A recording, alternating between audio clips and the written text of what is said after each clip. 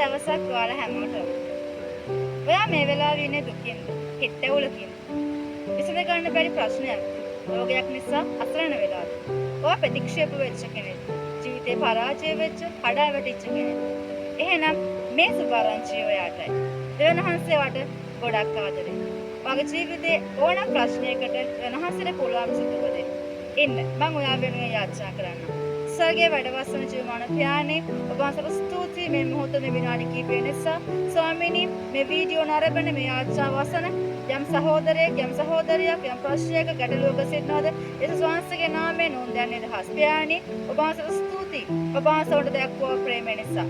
බලවත් වූ යේසුස් වහන්සේගේ නාමයෙන් නාමයෙන්. ආමෙන්. යේසුස් වහන්සේ කියලා කියන්නේ ආගමක් නෙමෙයි. උන්වහන්සේ තමයි එකම ගැලවුම් කරුවා. ඔයා මොන ආගමක වුණත්, ඔයා මොන භාෂාවක් වුණත්, ඔයා මොන ජාතියක වුණත්, ඔයා මේ වෙලාවේ මොන තත්ත්වයක හිටියත්, දෙවියන් වහන්සේ ඔයාට ගොඩක් ආදරේ. ඉතින් ඔයා කැමති නම් ඒ දෙවියන් වහන්සේ ඔයාගේ ජීවිතේ ගැලවුම් කරදර පිළිගන්න.